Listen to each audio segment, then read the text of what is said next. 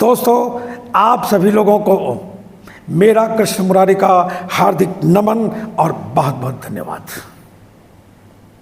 आज मैं फिर अपनी इस सफलता और आनंद की कड़ी को आगे बढ़ा रहा हूँ और आपसे एक बहुत ही विशेष आग्रह करता हूँ जो खुद रामचंद्र जी ने सुंदर कांड में की है। निर्मल मन जन सो मोहि पावा, मोहि कपट छल छिद्रण भावा। मतलब आपका मन गंगा की तरह निर्मल होना चाहिए और आपके दिल में किसी भी तरह का कपट नहीं होना चाहिए, छल नहीं होना चाहिए, न क्षुद्रता होनी चाहिए, नीचता नहीं होनी चाहिए। कपट क्या है?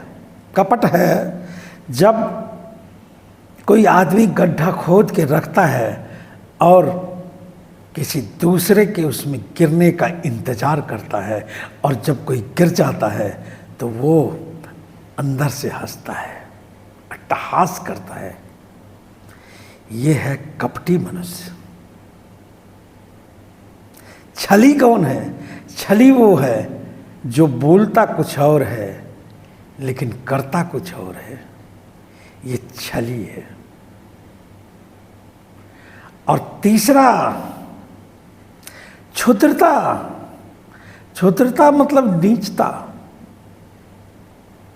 नीचता मतलब संस्कारहीन, जिसके अंदर संस्कार ही नहीं है।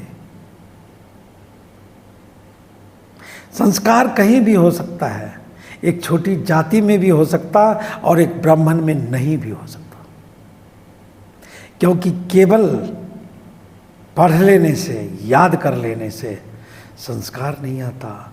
संस्कार तो व्यवहार की चीज है।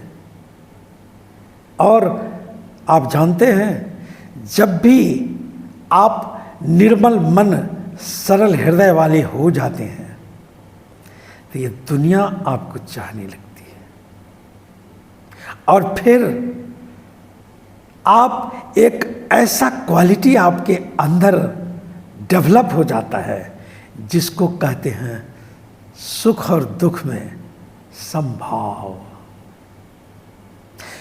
आपको जानते हैं सफलता से दूर कौन करता है? आपको सफलता से दूर रखने वाला अगर कोई चीज है इस दुनिया में तो उसका नाम है आपका दुख, आपका गम। जो आदमी खुद दुखी हो गया, जो आदमी गम मनाने लगा, वो अपना काम कैसे करेगा? अपना इंटेलिजेंस कैसे यूज करेगा वो, जबकि उसके दिमाग को दीमक की तरह उसका गम खा रहा है? ये संभव ही नहीं है। इसलिए सबसे पहले वही इंसान सफल होता है जो सुख और दुख दोनों में संभाव रखता है। आप जितने भी बड़े बिजनेसमैन देखेंगे, बहुत ज़्यादा धनवान व्यक्ति देखेंगे, बहुत बड़े पोजीशन पद वाला आदमी देखेंगे, तो आप एक चीज़ कॉमन पाएंगे कि वो इतनी आसानी से घबराते नहीं और बहुत आसानी से ना तो दुखी होते हैं ना सुखी होते हैं।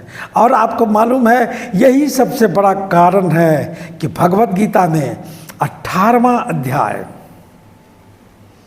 जिसका नाम ही है मोक्ष संन्यास योगो, लेकिन उस मोक्ष संन्यास योग में ही कहा गया अध्यात्म में कि जो इस अध्याय का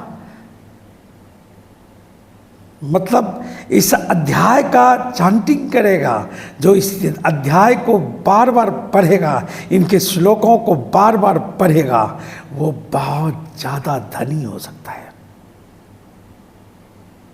क्योंकि अगर आप सुख से बहुत ज़्यादा सुखी हो जाते हैं तो आप मंजिल से भटक जाते हैं, और दुख से बहुत ज़्यादा दुखी हो जाते हैं तो भी आप मंजिल से भटक सकते हैं। इसलिए ना तो सुख में बहुत ज़्यादा सुखी और खुश हो जाना चाहिए और ना तो दुख में बहुत ज़्यादा तकलीफ में आ जाना चाहिए।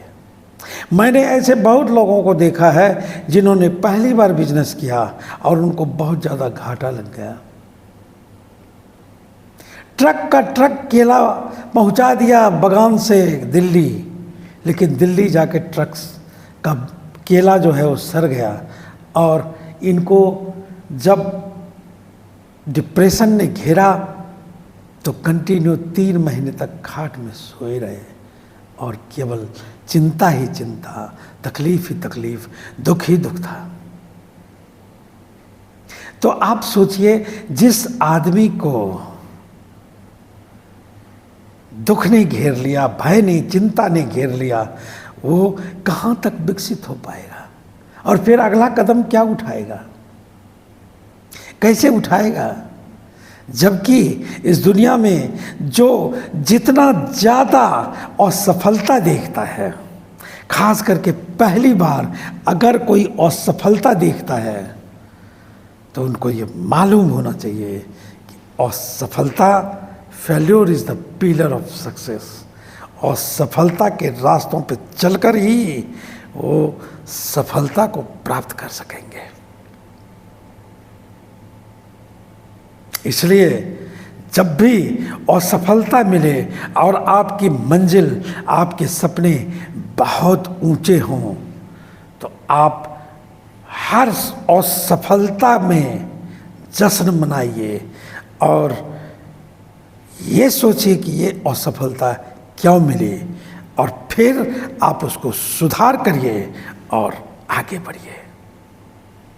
जिंदगी का मज़ा तभी है जब आप किसी भी हालत में आगे बढ़ते जाएं, क्योंकि जो रुक गया वो समझो खत्म हो गया, जो डर गया वो मर गया।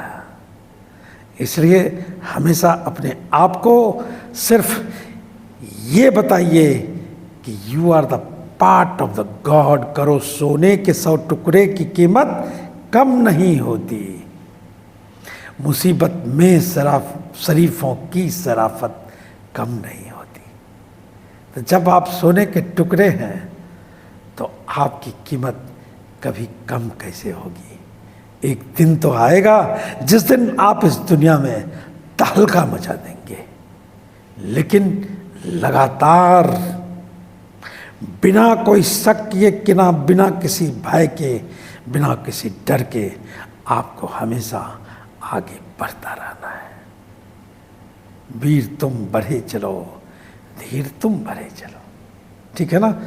तो बहुत बहुत धन्यवाद आप लोगों का, एक बार पुनः नमन, और प्लीज़ सब्सक्राइब करते रहिए ताकि मैं भी मज़े से आपके साथ फिर बातें करने के लिए उत्साहित रहा करूं और आपकी ज़िंदगी में कुछ न कुछ एक उजाले की किरण हमेशा डालता रहूं। बहुत बहुत धन्यवाद। जय हिंद।